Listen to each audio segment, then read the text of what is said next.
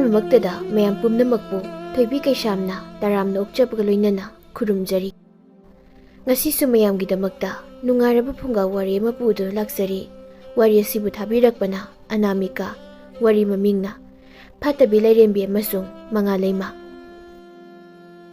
ꯊꯥꯏꯅ ꯃꯃꯥꯡꯉꯩ ꯌꯥꯝꯅ ꯉꯜꯂꯤꯉꯩ ꯃꯇꯝ ꯑꯃꯗ ꯃꯥꯂꯦꯝ ꯇꯥꯏꯕꯪꯄꯥꯟ ꯑꯁꯤꯗ ꯂꯩꯔꯤꯕ ꯂꯩꯕꯥꯛꯁꯤꯡ ꯑꯁꯤꯗ ꯄꯥꯜꯂꯤꯕ ꯅꯤꯡꯊꯧ ꯃꯍꯥꯔꯥꯅꯤꯁꯤꯡ ꯑꯁꯤꯒꯤ ꯃꯁꯥ ꯐꯪꯖꯕ ꯅꯨꯃꯤꯠꯇ ꯂꯥꯏꯔꯦꯝꯕꯤꯁꯤꯡ ꯂꯥꯛꯇꯨꯅ ꯌꯥꯏꯐ ꯃꯪꯒꯣꯜ ꯄꯤꯕꯒꯤ ꯆꯠꯅꯕꯤ ꯑꯃ ꯂꯩꯔꯝꯃꯤ꯫ ꯃꯇꯝ ꯑꯗꯨꯗ ꯂꯩꯕꯥꯛ ꯑꯃꯒꯤ ꯎꯃꯪ ꯃꯅꯨꯡ ꯑꯃꯗ ꯌꯥꯝꯅ ꯐꯕꯤ ꯇꯥꯏꯕꯪ ꯃꯤꯑꯣꯏꯕꯁꯤꯡꯒꯤ ꯐꯅꯕꯗ ꯈꯟꯖꯕꯤ ꯂꯥꯏꯔꯦꯝꯕꯤ ꯇꯔꯨꯛꯈꯛ, ꯃꯈꯣꯏ ꯇꯔꯨꯛ ꯄꯨꯟꯅ ꯌꯨꯝ ꯑꯃꯗ ꯂꯩꯃꯤꯟꯅꯔꯝꯃꯤ꯫ ꯑꯗꯨꯒ ꯑꯆꯧꯕ ꯏꯄꯥꯛ ꯑꯃꯒꯤ ꯃꯌꯥꯏꯗ ꯂꯥꯏꯔꯦꯝꯕꯤ ꯌꯥꯝꯅ ꯐꯠꯇꯕꯤ ꯑꯃꯁꯨ ꯏꯁꯤꯡ ꯏꯌꯥꯏ ꯑꯗꯨꯗ ꯃꯌꯨꯝ ꯁꯥꯗꯨꯅ ꯂꯩꯔꯝꯃꯤ꯫ ꯂꯥꯏꯔꯦꯝꯕꯤ ꯑꯁꯤꯗꯤ ꯃꯥꯒꯤ ꯃꯇꯤꯛ ꯃꯌꯥꯏ ꯀꯌꯥ ꯁꯤꯖꯤꯟꯅꯗꯨꯅ ꯇꯥꯏꯕꯪꯄꯥꯟ ꯑꯁꯤꯗ ꯂꯩꯔꯤꯕ ꯖꯤꯕ ꯄꯥꯟꯕ, ꯃꯅꯥ ꯃꯁꯤꯡ ꯑꯃꯗꯤ ꯇꯥꯏꯕꯪ ꯃꯤꯑꯣꯏꯕꯁꯤꯡꯗ ꯑꯀꯥꯏ ꯑꯇꯣꯏ ꯄꯤꯕ, ꯐꯠꯇꯅꯕꯅ ꯁꯤꯟꯕ ꯂꯥꯏꯔꯦꯝꯕꯤ ꯑꯃ ꯑꯣꯏꯔꯝꯃꯤ꯫ ꯑꯀꯤꯕꯒꯤ ꯃꯁꯛꯅꯤ ꯂꯥꯏꯔꯦꯝꯕꯤ ꯑꯗꯨꯒꯤ ꯌꯨꯝꯒꯤ ꯑꯀꯣꯏꯕꯒꯤ ꯐꯤꯕꯝꯗꯤ ꯏꯁꯤꯡꯁꯤꯡ ꯑꯗꯨꯁꯨ ꯃꯩ ꯍꯧꯅ ꯁꯥꯕꯒꯨꯝ ꯃꯅꯤꯜ ꯋꯪꯋꯪ ꯀꯥꯗꯨꯅ ꯑꯗꯨꯃꯛ ꯂꯩꯔꯝꯃꯤ꯫ ꯅꯣꯡꯃ ꯂꯩꯕꯥꯛ ꯑꯗꯨꯒꯤ ꯅꯤꯡꯊꯧ ꯃꯍꯥꯔꯥꯅꯤ ꯑꯅꯤ ꯑꯗꯨꯒꯤ ꯑꯍꯥꯟꯕ ꯃꯆꯥ ꯐꯪꯖꯔꯒꯅꯤ ꯍꯥꯏꯅ ꯄꯥꯎ ꯇꯥꯔꯝꯃꯤ꯫ ꯄꯥꯎ ꯑꯗꯨ ꯇꯥꯕꯗ ꯂꯥꯏꯔꯦꯝꯕꯤ ꯇꯔꯨꯛ ꯑꯗꯨ ꯌꯥꯝꯅ ꯃꯊꯥ ꯁꯥꯅ ꯋꯥ ꯈꯟꯅꯔꯝꯃꯤ꯫ ꯂꯥꯏꯔꯦꯝꯕꯤ ꯑꯃꯅ ꯍꯥꯏꯔꯛꯏ, "ꯑꯩꯈꯣꯏ ꯌꯥꯝꯅ ꯆꯦꯛꯁꯤꯟꯁꯤ꯫ ꯀꯔꯤꯒꯨꯝꯕ ꯂꯩꯕꯥꯛ ꯑꯁꯤꯒꯤ ꯅꯤꯡꯊꯧ ꯃꯍꯥꯔꯥꯅꯤ ꯑꯅꯤꯒꯤ ꯃꯁꯥ ꯎꯅꯔꯕꯗꯤ ꯐꯠꯇꯕꯤ ꯂꯥꯏꯔꯦꯝꯕꯤꯗꯨꯁꯨ ꯁꯣꯏꯗꯅ ꯂꯥꯛꯀꯦ ꯍꯥꯏꯔꯛꯀꯅꯤ꯫ ꯀꯔꯤꯒꯨꯝꯕ ꯃꯍꯥꯛꯅ ꯅꯤꯡꯊꯧ ꯃꯍꯥꯔꯥꯅꯤ ꯑꯅꯤꯒꯤ ꯑꯍꯥꯟꯕ ꯐꯪꯖꯕ ꯃꯆꯥꯗꯨꯗ ꯌꯥꯏꯐ ꯃꯪꯒꯣꯜ ꯄꯤꯕꯒꯤ ꯃꯍꯨꯠ ꯐꯠꯇꯕ ꯆꯩꯕꯤ ꯆꯩꯊꯦꯡ ꯄꯤꯔꯝꯂꯕꯗꯤ ꯑꯩꯈꯣই ꯀꯔꯝ ꯇꯧꯒꯅꯤ?" ꯂꯥꯏꯔꯦꯝꯕꯤ ꯑꯃꯅ ꯑꯃꯨꯛ ꯍꯥꯏꯔꯛꯏ, "ꯑꯩꯈꯣꯏ ꯌꯥꯝꯅ ꯆꯦꯛꯁꯤꯟꯁꯤ꯫ ꯑꯩꯈꯣꯏ ꯀꯌꯥ ꯁꯣꯏ ꯍꯥꯏꯕ ꯃꯍꯥꯛꯅ ꯈꯪꯂꯝꯂꯣꯏ꯫ ꯑꯗꯨꯅ ꯑꯩꯈꯣꯏ ꯃꯔꯤ ꯑꯃ ꯍꯥꯟꯅ ꯆꯪꯗꯨꯅ ꯅꯤꯡꯊꯧ ꯑꯃꯗꯤ ꯃꯍꯥꯔꯥꯅꯤꯒꯤ ꯑꯍꯥꯟꯕ ꯐꯪꯖꯕ ꯃꯆꯥꯗꯨꯗ ꯌꯥꯏꯐ ꯃꯪꯒꯣꯜ ꯄꯤꯔꯁꯤ꯫ ꯑꯗꯨꯒ ꯑꯅꯤ ꯑꯃꯅ ꯂꯣꯠꯇꯨꯅ ꯂꯩꯔꯒ ꯂꯥꯏꯔꯦꯝꯕꯤ ꯐꯠꯇꯕꯤꯗꯣ ꯃꯥꯅ ꯂꯥꯛꯇꯨꯅ ꯄꯣꯛꯂꯛꯀꯗꯧꯔꯤꯕ ꯑꯉꯥꯡ ꯑꯗꯨꯗ ꯃꯍꯥꯛꯅ ꯀꯔꯤ ꯇꯧꯔꯛꯏ, ꯌꯥꯏꯐ ꯃꯪꯒꯣꯜ ꯄꯤꯔꯛꯄ꯭ꯔꯥ ꯅꯠꯇ꯭ꯔꯒ ꯆꯩꯕꯤ ꯆꯩꯊꯦꯡ ꯄꯤꯔꯛꯄ꯭ꯔꯥ ꯍꯥꯏꯕꯗꯣ ꯌꯦꯡꯂꯒ ꯃꯥꯒꯤ ꯆꯩꯕꯤ ꯆꯩꯊꯦꯡ ꯑꯗꯣ ꯈꯔ ꯃꯈꯩ ꯑꯩꯈꯣꯏꯅ ꯀꯣꯛꯊꯣꯛꯄꯤꯅꯕ ꯍꯣꯠꯅꯔꯁꯤ." ꯑꯁꯨꯝꯅ ꯍꯥꯏꯅꯗꯨꯅ ꯋꯥꯐꯝ ꯑꯗꯨꯗ ꯂꯥꯏꯔꯦꯝꯕꯤ ꯇꯔꯨꯛ ꯑꯗꯨ ꯑꯃꯠꯇ ꯑꯣꯏꯅ ꯌꯥꯅꯔꯝꯃꯤ꯫ ꯅꯨꯃꯤꯠ ꯑꯗꯨꯒꯤ ꯅꯨꯃꯤꯗꯥꯡꯗꯨ ꯅꯤꯡꯊꯧ ꯑꯃꯗꯤ ꯃꯍꯥꯔꯥꯅꯤ ꯑꯅꯤꯗꯨ ꯑꯉꯥꯡ ꯎꯅꯔꯦ ꯍꯥꯏꯕꯒꯤ ꯄꯥꯎ ꯑꯃꯨꯛ ꯐꯪꯂꯦ꯫ ꯄꯥꯎ ꯑꯗꯨ ꯍꯦꯛ ꯇꯥꯕꯒ ꯂꯥꯏꯔꯦꯝꯕꯤ ꯇꯔꯨꯛ ꯑꯗꯨ ꯄꯟꯊꯕ ꯇꯧꯗꯅ ꯀꯣꯅꯨꯡ ꯑꯗꯨꯗ ꯂꯥꯛꯏ꯫ ꯑꯗꯨꯒ ꯍꯥꯏꯅꯈꯤꯕꯒꯤ ꯃꯇꯨꯡ ꯏꯟꯅ ꯂꯥꯏꯔꯦꯝꯕꯤ ꯃꯔꯤ ꯑꯃ ꯍꯥꯟꯅ ꯑꯉꯥꯡ ꯑꯗꯨꯒꯤ ꯃꯅꯥꯛꯇ ꯆꯪꯈ꯭ꯔꯦ꯫ ꯑꯗꯨꯒ ꯂꯥꯏꯔꯦꯝꯕꯤ ꯑꯅꯤ ꯑꯃꯅ ꯂꯣꯠꯇꯨꯅ ꯂꯩꯈ꯭ꯔꯦ꯫ ꯅꯤꯡꯊꯧ ꯃꯍꯥꯔꯥꯅꯤ ꯑꯅꯤꯒꯤ ꯑꯍꯥꯟꯕ ꯐꯪꯖꯕ ꯃꯆꯥ ꯑꯗꯨ ꯅꯨꯄꯤꯅꯤ, ꯔꯥꯖꯀꯨꯃꯥꯔꯤꯅꯤ꯫ ꯑꯉꯥꯡ ꯑꯗꯨꯒꯤ ꯃꯅꯥꯛꯇ ꯆꯪꯂꯛꯂꯤꯕ ꯂꯥꯏꯔꯦꯝꯕꯤ ꯃꯔꯤ ꯑꯗꯨꯒꯤ ꯃꯔꯛꯇꯒꯤ ꯑꯃꯅ ꯔꯥꯖꯀꯨꯃꯥꯔꯤ ꯑꯗꯨꯒꯤ ꯃꯀꯣꯛꯇ ꯅꯨꯡꯁꯤꯅ ꯅꯥꯟꯊꯕꯤꯗꯨꯅ ꯍꯥꯏꯔꯛꯏ, "ꯅꯍꯥꯛꯀꯤ ꯅꯃꯤꯡ ꯃꯉꯥꯂꯩꯃ ꯍꯥꯏꯅ ꯊꯣꯜꯂꯝꯂꯒꯦ꯫ ꯅꯨꯃꯤꯠꯀꯤ ꯃꯉꯥꯜꯒꯨꯝ ꯃꯁꯦꯛ ꯃꯉꯥꯜ ꯅꯥꯏꯕꯤ ꯅꯨꯄꯤ ꯂꯛꯇꯒꯤ ꯇꯣꯝꯊꯤꯟꯉꯥꯟꯕꯤ ꯑꯃ ꯑꯣꯏꯌꯨꯀꯣ." ꯂꯥꯏꯔꯦꯝꯕꯤ ꯑꯃꯅ ꯑꯃꯨꯛ ꯆꯪꯁꯤꯜꯂꯛꯇꯨꯅ ꯍꯥꯏꯔꯛꯏ, "ꯑꯆꯨꯝꯕ ꯆꯠꯄꯤ ꯅꯊꯧꯅꯥ ꯂꯩꯕꯤ ꯑꯃ ꯑꯣꯏꯔꯣꯀꯣ." ꯂꯥꯏꯔꯦꯝꯕꯤ ꯑꯃꯅ ꯑꯃꯨꯛ, "ꯑꯆꯨꯝ ꯑꯔꯥꯟ ꯃꯥꯏꯀꯩ ꯑꯅꯤꯃꯛ ꯅꯤꯡꯊꯤꯅ ꯎꯕ ꯉꯝꯕꯤ, ꯑꯆꯨꯝꯕꯒꯤꯗꯃꯛ ꯃꯇꯝ ꯆꯨꯞꯄꯒꯤ ꯂꯦꯞꯄ ꯉꯝꯕꯤ ꯑꯃ ꯑꯣꯏꯌꯨꯀꯣ." ꯂꯥꯏꯔꯦꯝꯕꯤ ꯃꯔꯤꯁꯨꯕꯤꯗꯨꯅ ꯑꯃꯨꯛ ꯍꯥꯏꯔꯛꯏ, "ꯃꯤꯅꯨꯡꯁꯤ ꯂꯩꯕꯤ, ꯅꯪꯅ ꯂꯩꯔꯨꯕ ꯆꯠꯂꯨꯕ ꯃꯐꯝ ꯈꯨꯗꯤꯡ ꯅꯨꯡꯁꯤꯕ ꯁꯟꯗꯣꯛꯄ ꯉꯝꯕꯤ ꯑꯃ ꯑꯣꯏꯔꯛꯎꯀꯣ." ꯅꯤꯡꯊꯧ ꯃꯍꯥꯔꯥꯅꯤ ꯑꯅꯤꯗꯨꯁꯨ ꯂꯥꯏꯔꯦꯝꯕꯤꯁꯤꯡ ꯑꯗꯨꯅ ꯄꯤꯕꯤꯔꯤꯕ ꯑꯐꯕ ꯌꯥꯏꯐ ꯃꯪꯒꯣꯜꯁꯤꯡ ꯑꯗꯨ ꯇꯥꯕꯗ ꯑꯗꯨꯛꯀꯤ ꯃꯇꯤꯛ ꯍꯔꯥꯎꯖꯔꯝꯃꯤ꯫ ꯃꯐꯝ ꯑꯗꯨꯗ ꯂꯩꯔꯤꯕ ꯃꯤꯌꯥꯝ ꯄꯨꯝꯅꯃꯛ ꯍꯔꯥꯎꯕ ꯅꯨꯡꯉꯥꯏꯕꯅ ꯊꯜꯂꯝꯃꯤ꯫ ꯑꯗꯨꯕꯨ ꯄꯨꯝꯅꯃꯛ ꯑꯃꯪꯕ ꯅꯣꯡꯅ ꯈꯨꯝꯖꯤꯜꯂꯛꯄꯒꯨꯝ ꯃꯤꯀꯨꯞ ꯑꯗꯨꯗ ꯂꯥꯏꯔꯦꯝꯕꯤ ꯐꯠꯇꯕꯤ ꯑꯗꯨ ꯀꯔꯣꯝꯗꯒꯤꯅꯣ ꯈꯪꯍꯧꯗꯅ ꯃꯌꯥꯝ ꯂꯩꯔꯤꯕꯗꯨꯗ ꯄꯥꯏꯁꯤꯜꯂꯛꯇꯨꯅ ꯂꯥꯛꯏ꯫ "ꯂꯥꯏꯔꯦꯝꯕꯤꯁꯤꯡ ꯑꯁꯤꯅ ꯅꯪꯕꯨ ꯃꯉꯥꯂꯩꯃ ꯍꯥꯏꯅ ꯊꯣꯜꯂꯕꯅꯤꯅ ꯅꯪꯒꯤ ꯄꯨꯟꯁꯤꯗ ꯅꯨꯃꯤꯠ ꯍꯥꯏꯕꯁꯤꯅ ꯂꯩꯔꯤꯕ ꯃꯈꯩ ꯅꯍꯥꯛ ꯃꯇꯝ ꯆꯨꯞꯄꯒꯤ ꯑꯁꯤꯕꯒꯨꯝ ꯇꯨꯝꯗꯨꯅ ꯂꯩꯔꯣ." ꯂꯥꯏꯔꯦꯝꯕꯤ ꯐꯠꯇꯕꯤ ꯑꯗꯨꯒꯤ ꯋꯥꯐꯝ ꯑꯗꯨ ꯇꯥꯕꯗ ꯃꯌꯥꯝꯗꯨ ꯌꯥꯝꯅ ꯅꯨꯡꯉꯥꯏꯖꯔꯝꯗꯦ꯫ ꯑꯗꯨꯒ ꯅꯤꯡꯊꯧ ꯑꯃꯗꯤ ꯃꯍꯥꯔꯥꯅꯤ ꯑꯅꯤꯗꯨ ꯀꯣꯛꯊꯛꯇ ꯕ꯭ꯔꯖ ꯇꯥꯕꯒꯨꯝ ꯊꯣꯛꯈ꯭ꯔꯦ꯫ ꯇꯥꯟꯖꯥ ꯑꯗꯨꯗ ꯉꯁꯥꯏ ꯃꯈꯩ ꯂꯣꯠꯇꯨꯅ ꯂꯩꯔꯝꯕꯤ ꯂꯥꯏꯔꯦꯝꯕꯤ ꯑꯃ ꯊꯣꯔꯛꯇꯨꯅ ꯍꯥꯏꯔꯛꯏ, "ꯑꯌꯨꯛ ꯅꯨꯡꯊꯤꯜꯒꯤ ꯃꯇꯝꯗ ꯇꯨꯝꯂꯕꯁꯨ ꯅꯨꯃꯤꯗꯥꯡꯒꯤ ꯃꯇꯝꯗ ꯍꯧꯒꯠꯂꯛꯇꯨꯅ ꯅꯣꯡꯗꯣꯜ ꯑꯇꯤꯌꯥꯗ ꯊꯣꯛꯂꯤꯕ ꯊꯥꯖꯁꯤꯒ luhongba oirasanu. Lairembi adugi wafam aduda Fattabi Lairembi duna saun hairei. Kari nangumbi mana aigi wafambu mangkhanba yabra. Lairembi duna amuk khumlai. Nahaki matam loiri. Hausina aigini. Lairembi Fattabi duna makha tarai. Khangani ngasidi aigi leizaba matik maya pumnamak sizinaduna nakhoiba maithib piramlage. Asi haiduna magi leizaba matik maya pumnamak puthoraktuna hairei. Atiyada thokliba thajaga luhongno. Aduga nongdul atiyada than hek thokliba makai karisu tawdaba oyo. Aduga thasi hek oirakpaga hanubi magum unsa loina khuizinduna yamna tamchiba saktam amata leiba oiro. Fattabi Lairembi dugi waya du hek loibaga ngasai makai lotun Lairembi amadu amuk thoraktuna hairei. Nahaki taibangna wasida pigadaba chaibi chaitheng loirabra. Hujikti aigi matam amu oire. Asumna hainaduna Lairembi du Rajkumari Mangaleimagi manata sansinduna Rajkumari dugi makokta nushina nanthabiduna hairei. Fattabi Lairembi sigi chaibi chaitheng asidi aina ko khanbadi ngamtre. Masi pumnama oire hairaso aina nahakpu khara makhaidi ngakthokpa ngamgani. Madam mama nangi punsida kanaguma nupa ama laklaga nahakpu kanano karino amata khangdana nangi nakhutta hek chupiragpa mikhopaduda nangi chaibi chaitheng pumnamak kokpa ngamba oirasanu. Handak mukti Fattabi Lairembi adu magi leizaba matik maya pumnamak sizinakhrabani Lairembi sing aduga makhadana mayoknaba ngamdraduna mafam adudagi yamna sauna sakhirami. Asumna numit asidagi Rajkumari Mangaleima asi ahing nungthin onaba haibadu oire. Ayuk nungthingi matamdana asibagum tumduna dumak leirami aduga numit hek tabadagi nongandri phawbana kaptuna dumak leirami. Ningthau amadi Maharani anidu mamitta ihanana uzaba masanupi aduna adumna oirakpaduda adugi matik mathwai wazarami. Matamna sum haukibana Rajkumari Mangaleima pungkak sabrakle. Fattabi Lairembi duna piramba chaibi chaitheng adugi matung inna Rajkumari Mangaleima ayuk nungthilgi matamna tumlaga numidangi matamna adumak tumba haugatlami. Aduga thabal pharingai atiyada thathoklingai masado karisu tawdana yamna harau nungaina leizarami. Aduga thasi hek oirakpadagidi masagi unsado yamna ahal oirabi hanubi amagum yamna sona phibam yamna sadana phamungda adumak taduna leirami. Mapa ningthau amadi mama Maharani anisu masanupigi asigumlaba mataw asida yamna mathwai wazarami. Akhang ahi kaya tanarabasu phaba kaubudi leiramde. Asumna Rajkumari Mangaleima hek pokpadagi pungkak saroklaba si phawbada magi punsi nongmata numitki masak uge phanglaktre. Numit haibasi karino haiba khangjaramde. Mayamna numit thoklingai numit leiringai matamgi wari sanarabasu Rajkumari Mangaleimagi mafamdadi pumnamak angakpu oire. Asumna asum haukibana Rajkumari Mangaleima sahi kullum hairakle. Wakal taraklaba gyan taraklabanina magi asigumlaba mataw kaya asida mama amadi mapana marimata sagay natai singadu nungaipam khangdre. Masi pumnamaksi Rajkumari Mangaleima su khanglami. Nongma Mangaleima magi mapaibungo ningthau amadi mamaibema Maharani anigi manakta laktuna hairei. Ima ibema ipaibungo kasidi nasa karigumba wafam amata haizagi. Aigi wafam ase ima ibema amadi ipaibungona harauna yabiyuko. Masanupigi wafam aduda ningthau aduna hairei. Hayo hayo isagi kari apama leirabage. Rajkumari Mangaleimana makha tarai. Aikhoi umang manungda leiba awapa thabami maduda madam khara leirurage. Masanupigi wafam aduda mama Maharani du yamna pakhatna hairei. Nate imagi bema thakna namanapa aikhoi anigi pumnamakni nahak yaudana aikhoi mikup amata leiba ngamloi. Ningthau adusu masanupigi wafam aduda yamna nungaitana hairei.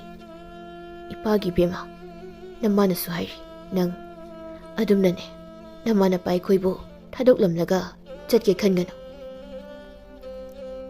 ꯔꯥꯖꯀꯨꯃꯥꯔꯤ ꯃꯉꯥꯂꯩꯃ ꯃꯃꯥ ꯃꯄꯥ ꯑꯅꯤꯕꯨ ꯅꯨꯡꯁꯤꯅ ꯌꯦꯡꯂꯒ ꯍꯥꯏꯔꯛꯏ ꯏꯄꯥ ꯏꯕꯨꯡꯉꯣ ꯏꯃꯥ ꯏꯕꯦꯝꯃ ꯑꯩ ꯄꯨꯝꯅꯃꯛ ꯈꯪꯏ ꯍꯧꯖꯤꯛꯇꯤ ꯑꯩꯁꯨ ꯋꯥꯈꯜ ꯈꯟꯕ ꯉꯝꯂꯦ ꯑꯩꯒꯤ ꯑꯁꯤꯒꯨꯝꯂꯕ ꯃꯇꯧ ꯑꯁꯤ ꯎꯕꯗ ꯅꯈꯣꯏ ꯑꯅꯤꯅ ꯑꯗꯨꯛꯀꯤ ꯃꯇꯤꯛ ꯋꯥꯖꯕꯁꯨ ꯑꯩ ꯈꯪꯏ ꯅꯈꯣꯏ ꯑꯅꯤꯒꯤ ꯑꯋꯥꯕꯗꯣ ꯑꯩ ꯌꯦꯡꯕ ꯉꯝꯗꯦ ꯑꯩ ꯁꯤꯈꯤꯒꯗꯕꯁꯨ ꯅꯠꯇꯦ ꯑꯩ ꯃꯇꯝ ꯈꯔꯗꯤ ꯃꯐꯝ ꯑꯗꯨ ꯂꯩꯖꯔꯨꯒꯦ ꯑꯁꯤꯃꯇꯗꯤ ꯑꯌꯥꯕ ꯄꯤꯕꯤꯌꯨ ꯅꯤꯡꯊꯧ ꯑꯃꯗꯤ ꯃꯍꯥꯔꯥꯅꯤ ꯑꯅꯤꯗꯨ ꯃꯆꯥꯅꯨꯄꯤꯒꯤ ꯋꯥꯐꯝ ꯑꯗꯨ ꯌꯥꯅꯤꯡꯂꯝꯗꯦ ꯑꯗꯨꯕꯨ ꯃꯆꯥꯅꯨꯄꯤꯒꯤ ꯅꯤꯡꯉꯥꯏꯅ ꯀꯟꯃꯟꯈꯤꯕꯅ ꯌꯥꯔꯝꯃꯤ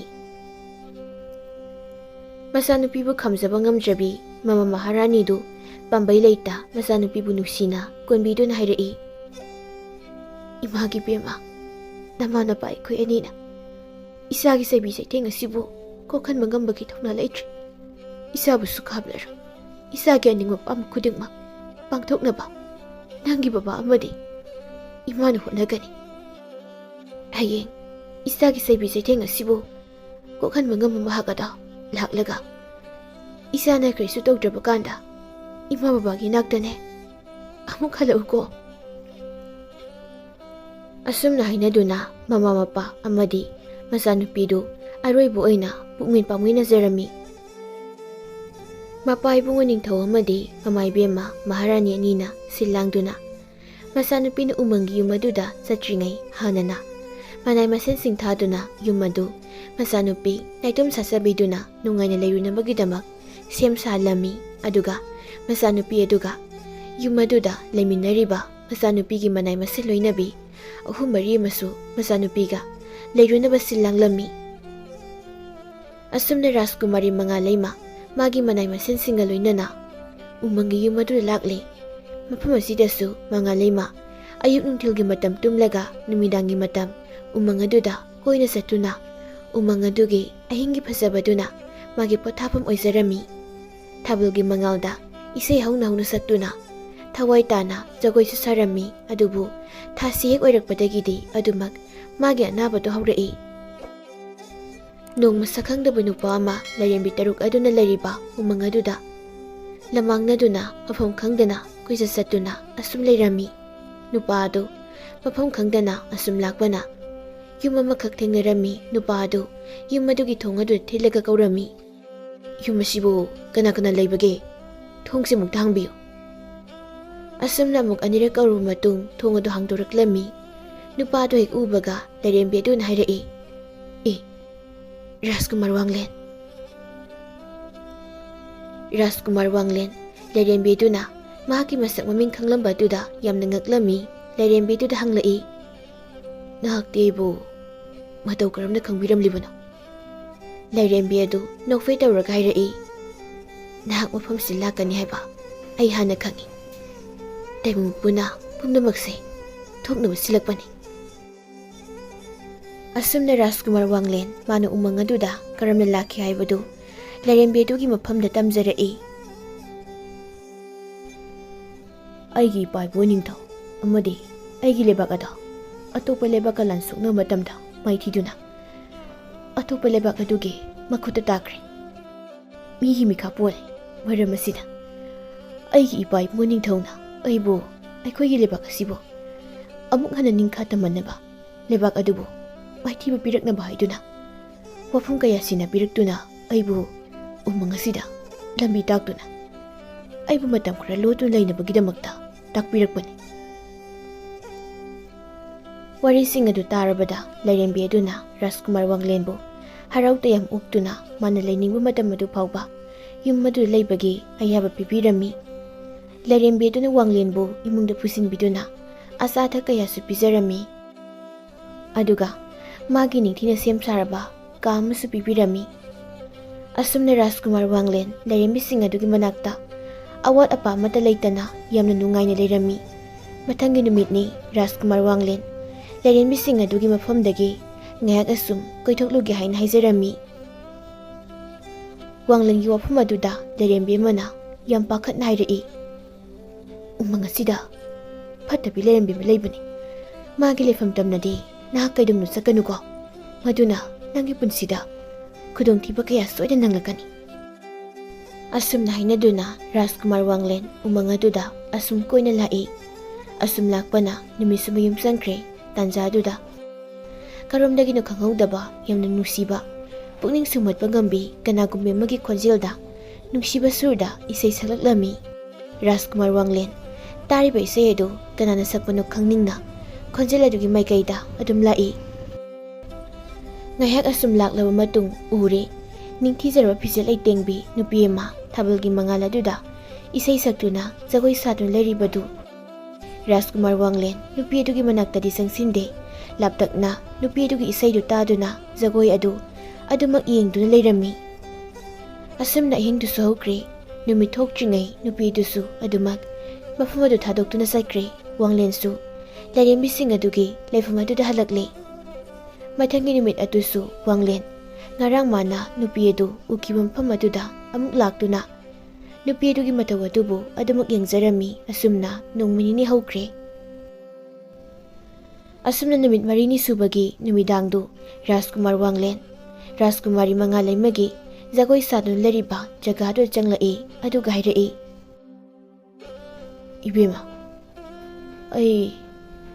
Ibema na athengba hing kuding thabalgi mangalda isai sakpa jagoi sabase asum yengjarakpa numit humni surakle. Aihak thangnaba lebak sigi ningthaugi machanupa Rajkumar Wangleni. Ibemabu kana oibirabano? Rajkumar Wanglengi wahang adugi pakhum oina Rajkumari Mangaleima khumlai. Ai lebak asigi Rajkumarini imingna Mangaleima kawe. Rajkumar Wanglena makha taraklami. Adudi nahak umang asi leibro nathanta athengmusida. Rajkumari Mangaleima Rajkumar Wanglena hangliba wahang adugi mahutta mano oina hanglai. Nahak numit urabra? Rajkumari Mangaleimagi wafam aduda Rajkumar Wanglen yamna ngakna Mangaleimada yenglaga hairai. Numit ujiba mibu leirumgadrane? Rajkumari Mangaleimana aigi punsida numit haibada amukta ujre aduga sidagi aigi inakta lakbigana. Asumna hairamlaga yam nungaitana Rajkumar Wanglenda karisu hairamdana mafam adu thadoktuna sakhirami. Mari makhong samnadaba wafam aduda Rajkumar Wanglen karino khanna wakal taramde adubu Rajkumari Mangaleimagi maithong adu tariba mami amadi magi mari makhong samnadaba waising adugi maram amadi soida leiramgani haina khanjarami. Asumna Rajkumar Wanglen su maram asigi matangda tapna thirage ngasigidi Rajkumari Mangaleimada nungaitaba piragumgi khaladuna masu magi leifam adu tamna hankhirami. Asumna nongmanini hokre. Nongma Rajkumar Wanglena umang aduda sum thorakpa matamda nupi makhak Mathou yamna waba pakhatpa matauda kanagumba ama koithi thibugum tawbadu Rajkumar Wanglena urami. Rajkumar Wanglen nupi adugi manakta sangsilai matam aduda nupi adu khonjel kanna Masaibema kadaida leibibage aina kaujaribsi tarabadi amukta khumbirao. Rajkumar Wanglen nupi duda hanglai. Kari tawbu yaurabage? Nupi duna yam pakhatna hairai. Aikogi Rajkumari Mangaleimado ngarangdagi yumda hanjilaktre. Sidi thasisu oire soidana awafamda taragani. Rajkumar Wanglen nupi duna thasi aduda hairibadu karisu wakal taba nate adubu Rajkumari Mangaleima mangkhra tabada nupi duda mahakna Rajkumari Mangaleimabu soidana Fangnaba thirakani haibagi thajaba piramlaga mafam adu thadoktuna Rajkumari Mangaleimabu thiba laklami. Umang adugi akoiba kasin koya silma thungna thiba yaba thire adubu Rajkumari Mangaleimabu phangba kaubudi leitre. Kona thangda upambe magi makhongda yamna ahal oirabi unsapumba pungkhui khuirabi hanubi ama yam wana sur honba ngamdaba makai leibadu Rajkumar Wanglena thengnarami. Rajkumar Wanglen miku ambata panthaba tawdana hanubidugi manakta sangsinduna hanglai. Ima athengba hingsida kanasu yawda adusu umang asida Mathou karamda laklibano? Rajkumari Mangaleima Rajkumar Wanglen hanglibadu khumgi haiduna maya hek kathurakpaga wa ngangba nangdana wakal mangduna wantaraklami. Athengba ahing aduda Rajkumar Wanglen Rajkumari Mangaleima thiba phangdabagi kok sabaga ahal adugi oiriba phibamduga kanadagisu mateng lawfam leita yamna mathwai wazarami. Wanglen hanubidubu wakal laknaba gyan taraknaba haiduna hanubidugi mukhut masasing adu noibirami. Tanjaduda hanubidugi mamittagi mapisu tapna tapna sintaraklami. Mathou adu ubada Rajkumar Wanglen hanubidugi makhutta nungsina chupirami. Adomni hek tawbadagi hanubidu khanghaudana khuiramdibu unsasing adu tingthoraktuna Rajkumari Mangaleima olaklami. Aduga ngayaki matungda Rajkumari Mangaleima su wakal lakle. Oiriba Mathou aduda Rajkumari Mangaleima haraubagi pankhai leitre. Khudakta Rajkumar Wanglen bupuduna magi mapaibungo nithau amadi mamai bema maharani ani lehoriba magi mayum konung adu laktuna wari pumba amata sithadana mama mapa ani tamlami. Mama mapa anisu masana dumna mimana ni hingba yaragani Fattabi Lairembi dugi chabi chaitheng adu kokle khangbada aduki matik harauzarami.